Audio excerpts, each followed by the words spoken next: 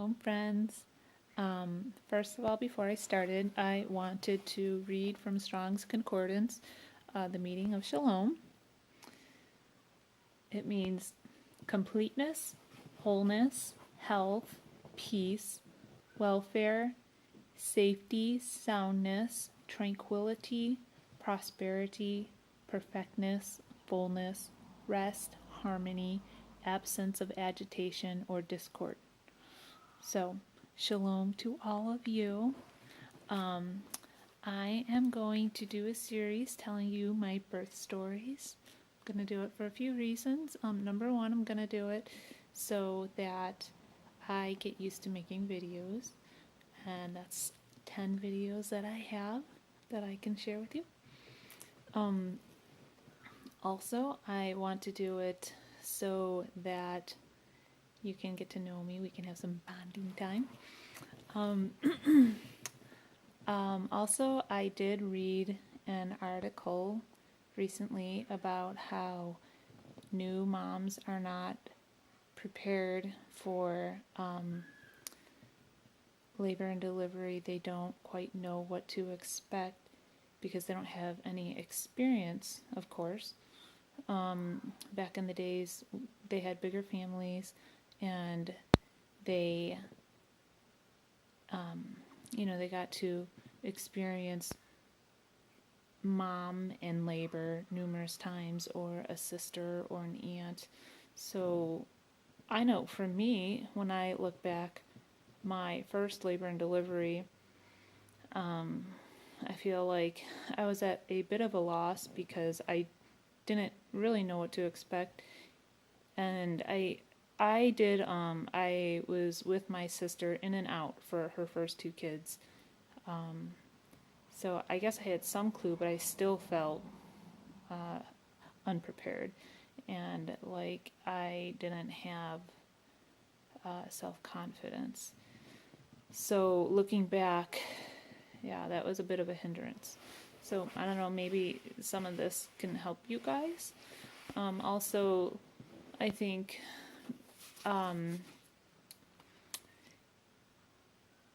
you can consider my experiences, which were hospital births, and then you could look into home births and maybe have more of an idea of what you'd like to do. So a few reasons, or maybe you just are curious about the experience, which I don't know. I enjoy listening to other moms tell me their stories. So Josiah is number one. Josiah is almost 13. So he was born 1 week before my birthday. I told Aaron I did not want to share a birthday. So that worked out, I guess. So Josiah, God named him, first of all. I told Aaron that I would like the name Josiah. That was early on in the pregnancy, and Aaron, he disagreed. So later on in my pregnancy, Aaron said that he thinks we should name the baby Josiah, and Josiah means Jehovah has healed. So, yes, Josiah it is. God named him. My pregnancy, first of all, I'll tell you briefly about my pregnancy. My pregnancy was good. A little bit of morning sickness in the beginning. I did have a little bit of bleeding, so that's scary, bleeding. But it doesn't always mean you have a miscarriage. So obviously you need to call your OB or your midwife right away, though. So, other than that, at the end, I had high blood pressure, and they told me that I need to take it easy, and I'm like, well, I'm working. They're like, oh, you should be off of work. So I didn't know that I was working at first when they first told me I had high blood pressure, and I guess it was like supposed to be understood that I shouldn't be working, but they never communicated that to me. So Josiah was about, I think, 5 days late, and they did induce me because the doctors, they don't like going like a week after the due date. Some doctors will go 2 now, which is surprising to me. So I went in and I brought like the whole house with me. You knew that like this was my first time at the hospital delivering because I had everything you could possibly think of. And they gave me the Cervidil, and then that thinned my cervix, and that actually brought me right into contractions. And I tried to go through the whole labor without the epidural. The nurse that was at the hospital, she did not want me to do that. She was very discouraging to me. I remember at one point I asked her, how much longer do you think this is going to be? And she said, I don't know. It can be 1 hour or it could be 10 hours. And I thought, oh my goodness, I cannot do this for 10 more hours. So I asked for the epidural. And this is where I think, like, not being experienced, it just didn't work to my advantage because I didn't even know that I should have been checked to see how far dilated that I was, to see if I'm close to 10, then it's almost time. But I didn't even know to ask that. So they did give me the epidural, and it really was time for me to push though. And so I was still doing my breathing exercises, and that's when they said, you know, you're feeling the pressure from the baby and it's time for you to push. And so, you know, the doctor, this was the only time I had the doctor. I see midwives. So the doctor came in shortly before it was time for me to push the baby out. I do like with the midwives that they're there the entire time that I'm in labor, and they're there to really support me and help me and encourage me. You don't get that with the doctors since they're only there at the very end when you push. But I didn't even consider a midwife with my first one. It didn't even enter my mind. So I started pushing, and I realized that I don't think I'm really pushing. I'm just squeezing my stomach muscles a little bit. So I was mindful to actually push. And he came out really quickly, Josiah. And the doctor, she says, honey, you should go and get yourself a minivan and have lots of babies because nobody delivers like that. And that's funny because, you know, she was kind of like being prophetic. And I didn't even know it. So our hospital stay went well. Aaron got to stay with me the whole time because he didn't have any kids that he needed to watch at home. So that was nice. He got to help, like, bring the baby to me and help situate this baby on me when I was trying to figure out how to breastfeed. Just hold him some of the time so, you know, I could try and get a little bit of rest here and there. We did have Josiah go into the nursery some of the time, and that's not something that I would do now, and I don't do now. Now I don't let my baby out of my sight no matter what happens. I'm very protective, and I think like this baby needs to be bonding with me and not in a nursery with people that he doesn't know. But that's just me.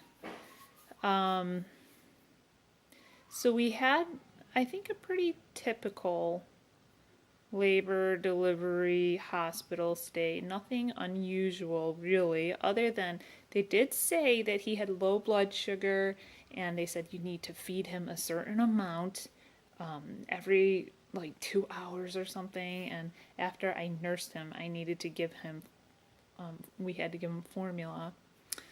And poor baby, he just like, we were overfeeding him and we were scared that he's got low blood sugar and he's starving. And he ended up like projectile vomiting when Aaron was feeding him one of the times, and then we realized this is not right. So sometimes, you just need to trust your intuition rather than the instructions that you're given. And everybody has different preferences and different rules that they follow. And hospitals and doctors, we have found that the instructions that we have received in one hospital are totally different from the instructions that we've received in another hospital. So that's kind of interesting. So other than that, I gained during my pregnancy about 40 pounds, which is, I think I gained like 40 pounds, which is really unbelievable. I was thin before, so that's a bit helpful. After I had him, I kept on about 10 pounds. So that's not, that I felt comfortable with that. Other than that, he was, I don't even remember exactly, but he was like 8.5 pounds, and he was either like 20 or 21 inches long. And yeah, life was about to change for us. So God is good to us.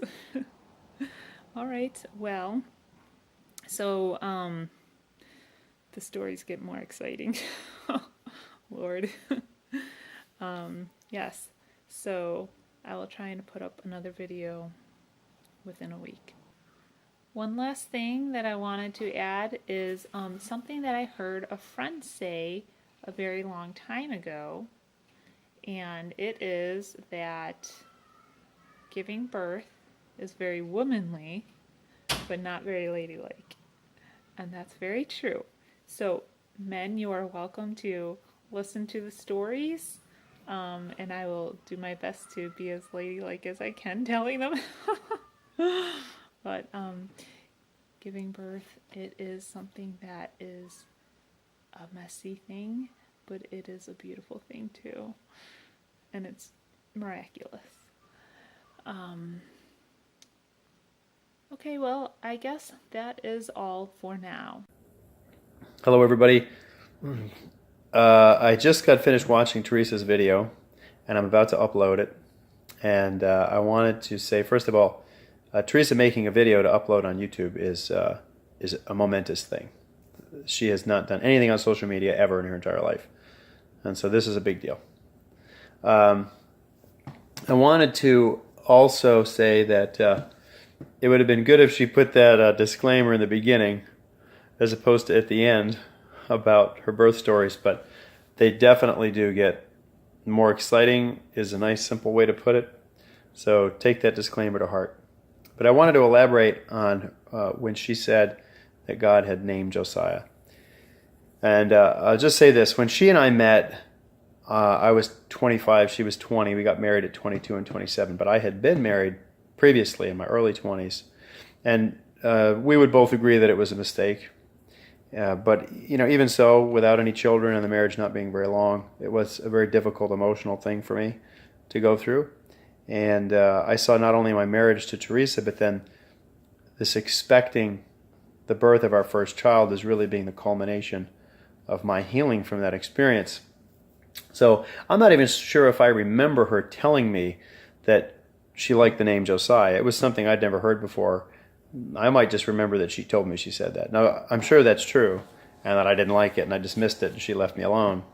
And a couple weeks later, the reason I brought it up is because I had been reading in either Kings or Chronicles about King Josiah. He was one of the good kings of Judah, the kingdom of Judah after Israel had split in two when David's son Solomon had passed away. And he ruled from 8 years old. He was the king at 8 years old. And the book of the law had been found when he was a young man in his early 20s in the temple when it was being renovated. They read it in his presence, and he realized that his subjects were not following God's laws. He had the scroll read to all the people, and he committed that he would follow God's laws, and he had the people commit. and make a covenant that they would follow God's laws. And the scriptures say that no king before or after King Josiah purposed to follow God's laws better than King Josiah did. And I was really impressed by that. And it prompted me to look up the meaning of the name Josiah. And that's when I saw that it meant Jehovah hath healed. And, for me, that sealed the deal. That's what did it for me, that was going to be his name. And I told Theresa, and she said, well, I already told you that. I didn't remember. But God spoke to Theresa about Josiah's name. And then when I dismissed it 2 weeks later, he spoke to me about it, having totally forgotten that Theresa ever brought it up. So clearly God named him. As he did our other children in different ways. And that's part of the stories. And if Theresa doesn't remember to add those things, I'll put them in at the end. Trying to keep this brief, I'll say this. When she says that we brought the whole house when she went to the hospital to deliver Josiah, she's not kidding. Man, I must have taken like 6 loads of stuff into the hospital. I had to drag all that stuff back out. She packs one little bag now. And I'm really grateful for that, because even if I'm home watching the kids, after the baby's born, until it's time for her to go to the hospital, the kids and I might take one visit, I still got to drag all that stuff back out. So I'm glad it's a lot less. She's learned how to pack. And I wanted to elaborate also on her comment about lacking confidence, not knowing what to expect. That reminds me that I'd like to talk about not knowing what to expect when it comes to getting married. But it's just things people don't talk about. Maybe fathers and mothers don't share with their children. Friends don't talk about it. Their churches don't talk about them. But I was not prepared. Also, I was not prepared. I didn't know to ask to see if Theresa was dilated. She was 8 centimeters dilated, if I remember. And she was so close to delivering Josiah that the epidural hardly had a chance to even take effect. She wasn't completely numb when she delivered him, and it was a wasted effort. And I also didn't know what my wife was capable of at that point. There's been at least one time since, probably a couple times, where she told me that she could not do it without the epidural. But I knew better, and I knew that that's really not what she wanted, was to get the epidural. And I was able to encourage her and say, no, you know and I know that if you get the epidural, you're going to be greatly disappointed with yourself. And as hard as this is right now, you can do it. And I knew, and I knew my role, and I had the confidence to encourage her and help her do what she could do. I didn't know any better, just like she didn't.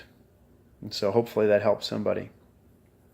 And the last thing I want to say was just a joke. It is true that our OB, Susan, said, honey, you should get a minivan and have lots of children. We never had a minivan. Our first van was a full-size van, but it was just an 8-passenger van. Then we got a 12-passenger van, and now we got a 12-passenger church van, or 15-passenger church van. We had an 8 and a 12, and now we got a 15-passenger. And Theresa drives that thing around like a school bus driver. So I don't know about everybody else. I'm looking forward to seeing her next video, and we'll talk to you soon.